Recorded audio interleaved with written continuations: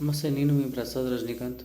ఈరోజు ఎప్పుడు ఎప్పుడు నేను పాలిటిక్స్ కానీ సమాజంలో ఎట్లా జరుగుతాయి అట్లా విషయాలు మాట్లాడడానికి ముందుకు వచ్చేవాడిని. ఈరోజు ఒక సినిమా పరంగా మాట్లాడడానికి ముందుకొచ్చాను.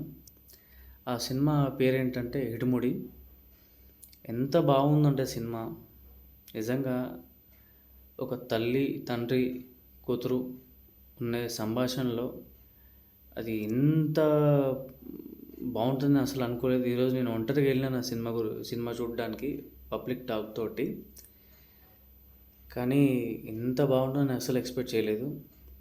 ఒక తండ్రి కూతురు మధ్యలో ఇంత మంచి ఫ్రెండ్షిప్ ఉంటుందని నేను అసలు అనుకోలేదు.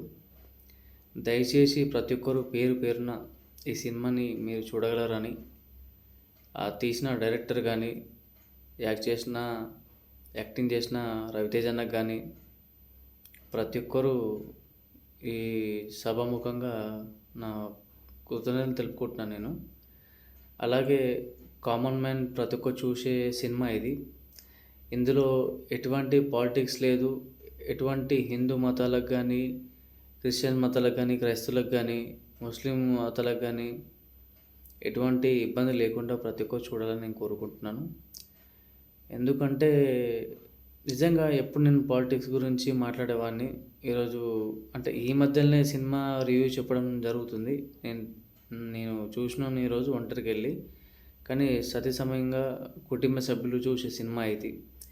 ఎలాంటి వర్గాలు విషయాలు లేకుండా, పాటలు కానీ ఐటెం సాంగ్స్ లేకుండా సమాజంలో ఏం జరుగుతున్నది ప్రతి ఒక్కటి ఈ సినిమా పరంగా నిర్మాత కానీ, డైరెక్టర్ కానీ, మన ప్రతి ఒక్క టెక్నీషియన్ కానీ ఎంత బాధ్యతగా భక్తితోటి చేసినారంటే ఈ సినిమా. రవితేజ అన్నకి నిజంగా హ్యాండ్సప్ అన్న. ఇది